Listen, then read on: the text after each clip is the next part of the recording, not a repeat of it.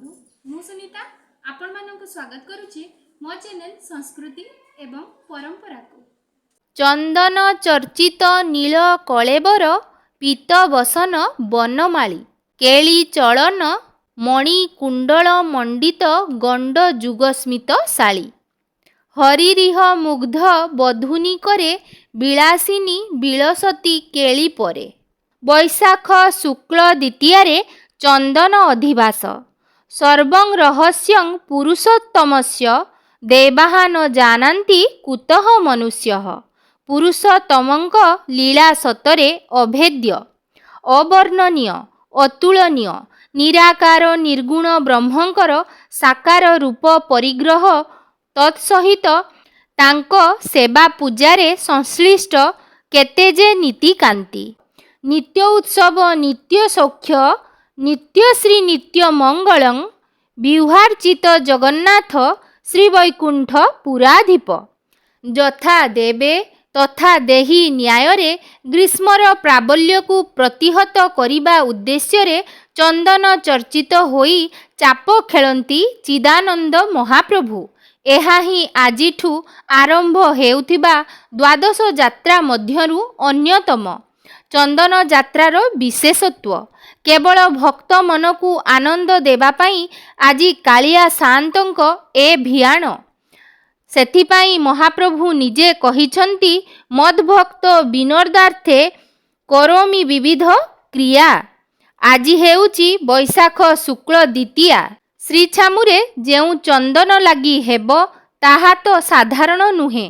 चंदन कर्पूर अगुरु केसर चुआ कस्तूरी आदि सुदिव्य वस्तुमानंक समन्वय रे घटुआरी सेवकंक द्वारा प्रस्तुत चंदन को आजी बड़ सिंहार बेश परे भोग मंडप घरे चांदुआ बंधा होई अधिवासित करी रखा जाई थाए। बड़ सिंहार बेशरे महाप्रभु झीन पतनी लागी हुवंती।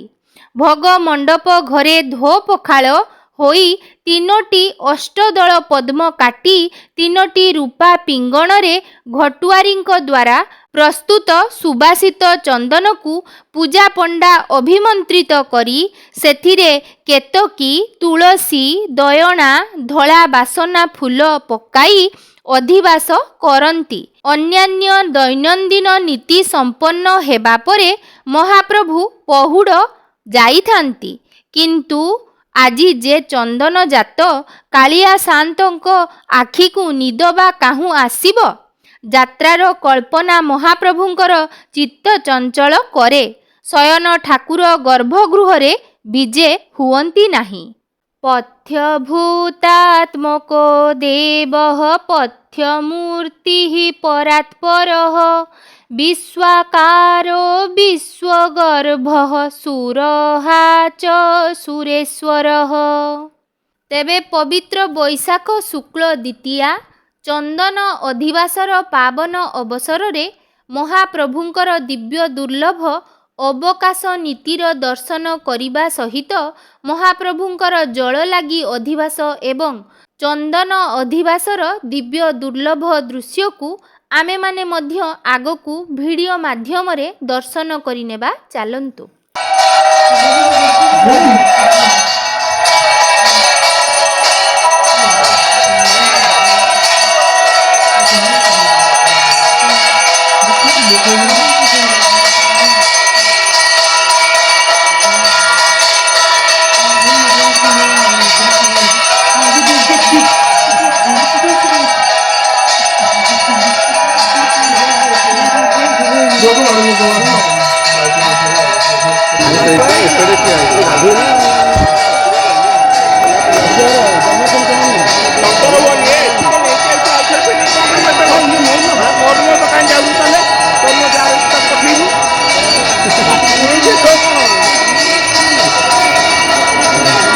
Yeah.